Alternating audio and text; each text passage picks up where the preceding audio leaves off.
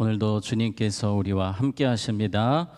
오늘 말씀을 통해 또 주님의 은혜로 충만한 시간 되시기 바랍니다. 오늘 시편의 내용을 우리가 보니 조금은 부정적이고 회의적인 슬픔의 그런 내용들이 많이 나옵니다. 이런 시편을 비탄시다라고 합니다. 고통 중에 하나님께 슬픔을 토로하는 그런 시편입니다. 우리는 시편을 보면서 이런 내용들을 종종 보게 됩니다.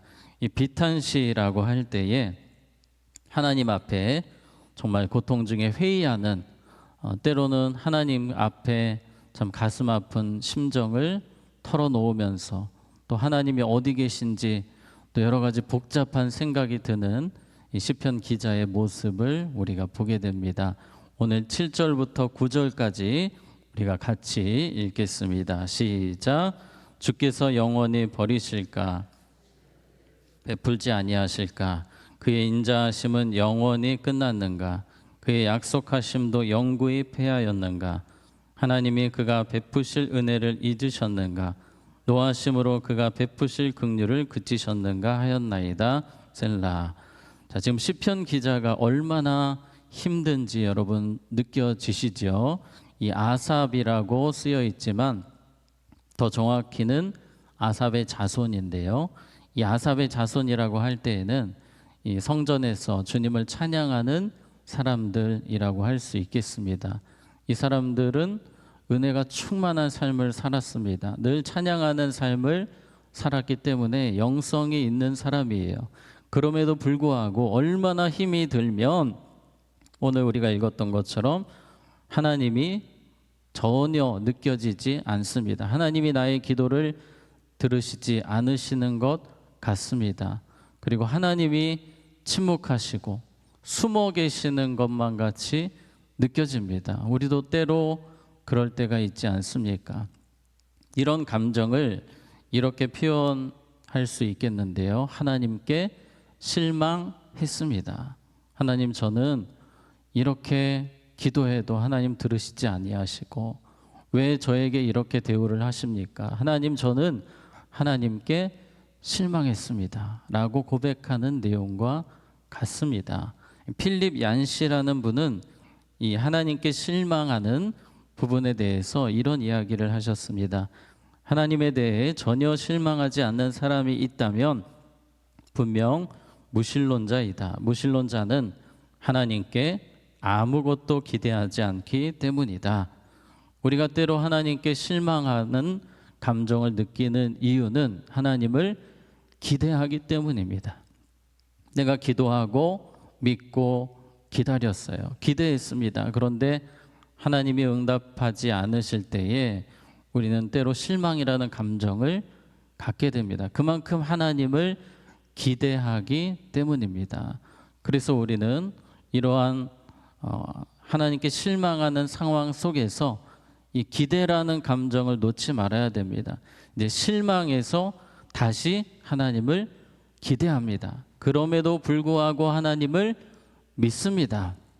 그 자리로 나아가야 됩니다. 그래서 우리가 이런 비탄시를 볼 때에 이 시편 기자들이 처음에는 이렇게 하나님 앞에 정말 힘든 감정을 토로하고 하나님께 실망한 듯한 이야기를 하지만 대부분의 시편은 그래도 하나님을 신뢰합니다.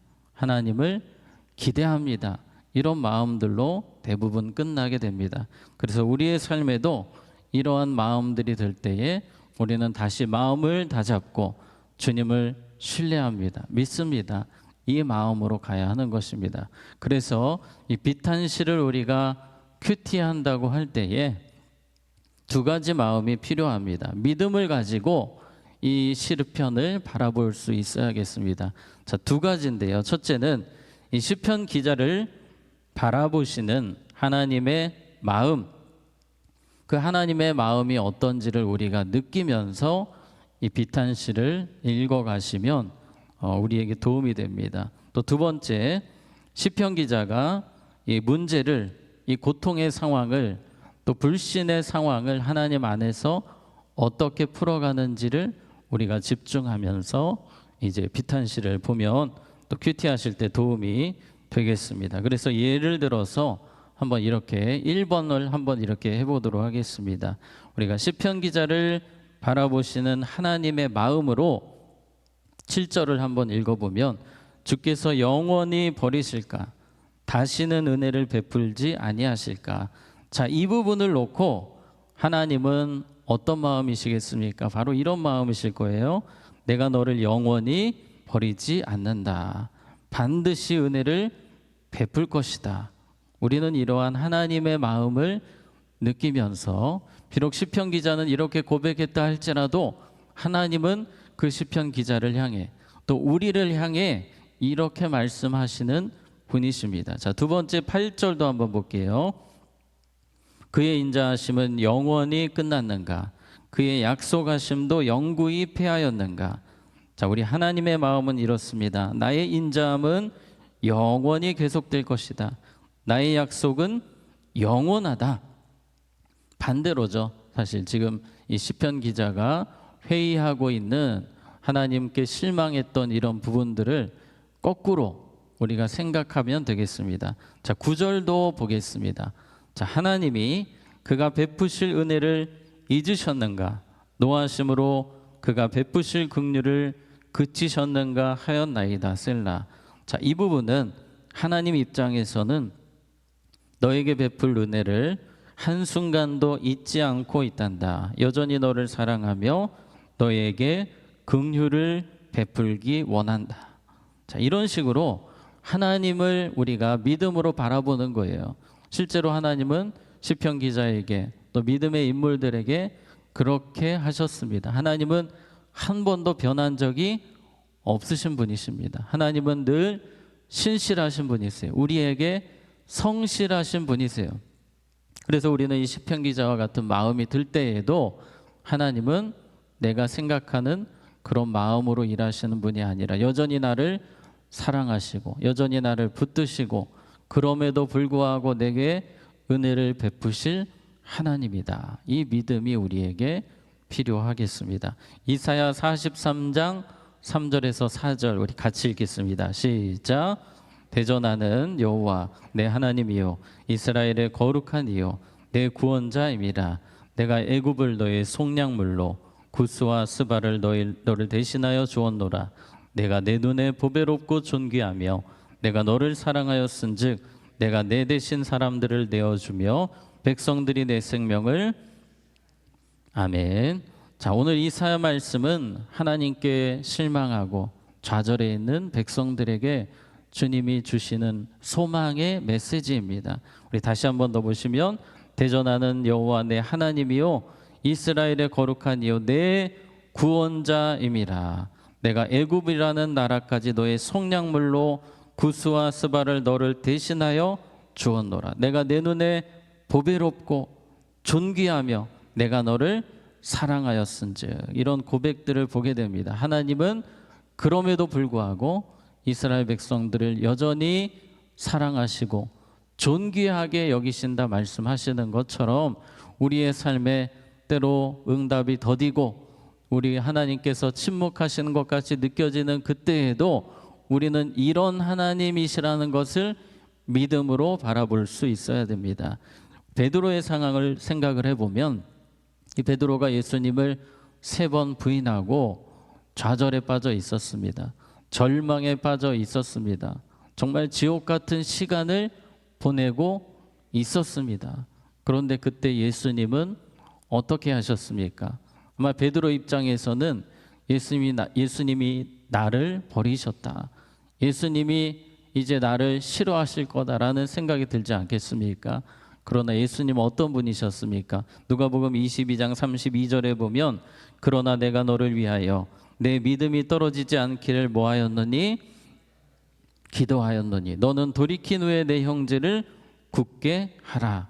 베드로가 가장 절망의 바다에 빠져 있을 때에도 주님은 그 베드로를 위해서 기도하셨습니다.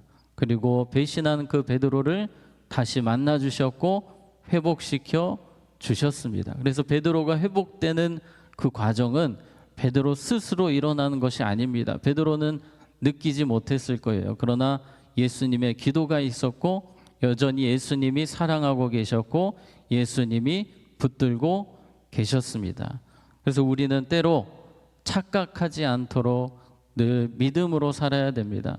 우리의 연약함 때문에 우리는 하나님이 성실하심에도 하나님이 우리를 위해 일하심에도 나의 부족한 이 모습 때문에 하나님을 착각하고 오해할 수 있습니다. 그래서 믿음이 필요합니다. 믿음. 절망 중에도 고통 중에도 그럼에도 불구하고 하나님을 저는 믿습니다. 하나님이 선하신 분임을 저는 믿습니다. 이 믿음이 우리에게 너무나도 중요합니다. 그래서 계속해서 오늘 두 번째 시편 기자는 하나님 안에서 어떻게 풀어가는지를 이제 생각을 해보려고 합니다. 이제 시편 기자가 믿음으로 반응을 하려고 하는 거예요. 1절에 보시면 내가 내 음성으로 하나님께 부르짖으리니 내 음성으로 하나님께 부르짖으면 내게 귀를 뭐하시리로다 기울이시리로다. 아멘. 고통 중이지만 하나님이 침묵하시는 것 같지만 믿음으로 지금 선포하지 않습니까? 하나님이 내 기도를 들으시리로다. 우리에게도 이 믿음, 확고한 믿음이 필요합니다. 때로 주님이 응답하지 않으시는 것 같은 그때에도 하나님은 내 음성을 듣고 계신다. 이 믿음의 고백이 너무나 중요합니다. 오늘 시편 기자는 하나님 앞에 회의적인 이야기를 하면서도 믿음의 끈을 꼭 붙들고 있는 거예요. 그래서 그 믿음으로 고백합니다. 2절에 보면 나의 환난 날에 내가 주를 찾았으며 밤에는 내 손을 들고 거두지 아니하였으니 내 영혼이 위로받기를 뭐하였도다 거절하였도다. 위로받기를, 이 말은 다른 사람들에게 저는 위로받고 싶지 않습니다. 지금 이 고통 중에 이 아픔 중에 오직 전심으로 주님만 바라봅니다. 주님이 도와주실 것을 기대합니다. 주님만 사모합니다. 그런 표현이라고 할 수 있겠습니다. 비록 눈에 보이는 것 없지만 여전히 답답하지만 저는 전심으로 주님을 찾습니다. 지금 시편 기자가 믿음의 끈을 어떻게든지 잡으려고 합니다. 3절 말씀 보시면 같이 읽습니다. 시작. 불안하여 근심하니 내 심령이 상하도다. 기도하고 믿으려고 해도 또 이 시편 기자가 불안하고 힘들어 하는 겁니다. 그래도 다시 또 믿음으로 하나님을 긍정적으로 생각하려고 하는 거예요. 7절에 보시면 주께서 영원히 버리실까? 다시는 은혜를 베풀지 아니하실까? 7절 보면 부정적으로 지금 가고 있습니다만 이제 우리가 내일 보게 되는 시편에서는 또 다시 긍정적으로 하나님을 바라와 보려고 발버둥을 쳐요. 몸부림을 치는 겁니다. 사탄은 하나님에 대해서 부정적인 생각을 계속 갖게 하려고 합니다. 그런데 시편 기자는 이 상황에서 어떻게든지 믿음의 끈을 놓지 않으려고 하고 하나님에 대한 기억, 하나님에 대한 은혜의 기억을 떠올리면서 이 상황을 이겨냅니다. 그래서 우리에게 필요한 것, 우리 주님에 대한 기억입니다. 지금까지 베푸신 은혜, 십자가의 사랑이 변한 적이 있을까요? 한 번도 변한 적이 없으십니다. 그 십자가의 사랑으로 여전히 붙들고 계시고 함께 하심을 우리는 믿고 지금까지 베푸신 은혜를 기억하면서 그 은혜에 대한 기억으로 긍정적인 믿음으로 이러한 상황에서 이 시편 기자는 잘 이겨내는데요. 우리에게도 그러한 믿음이 필요합니다. 말씀을 정리하겠습니다. 우리는 어떠한 상황에서도 하나님이 성실하시고 신실하신 하나님, 절대로 변함이 없으신 그 하나님을 믿음으로 바라볼 수 있어야 하고요. 시편 기자처럼 주님이 나의 음성을 들으십니다. 주님은 여전히 내 음성 한마디 한마디를 듣고 계십니다라는 믿음의 고백이 우리에게 필요합니다. 그리고 긍정적으로 하나님에 대한 기억을 떠올리면서 고난의 상황 속에서 어떠한 상황일지라도 믿음으로 이겨내는 우리 모두가 되기를 주님의 이름으로 축복합니다. 자, 기도하겠습니다. 하나님 아버지, 어떠한 상황에서도 우리를 사랑하시는 하나님을 잊지 않고 믿음으로 기도하게 하시고 믿음으로 반응하게 하시고 믿음으로 승리케 하여 주시옵소서. 우리 성도님들 가운데 어려움 중에 마음이 상한 분들 계십니까? 우리 주님께서 이 시간 찾아가 주셔서 위로하여 주시고 다시 믿음을 일으켜 주시고 주님께서 여전히 사랑하시고 선하게 인도하심을 바라볼 수 있도록 주여 도와 주시옵소서. 반주로 섬기시는 권사님 기억하셔서 가정 위에 평강과 형통의 복을 부어주시고 온 가족이 세월을 아껴 주님을 위해 전진하는 가정 되게 하여 주시옵소서. 환우분들 이 시간 주님께서 안수하시고 치료하시고 회복의 은혜를 허락하여 주시옵소서. 예수님의 이름으로 기도하옵나이다. 아멘.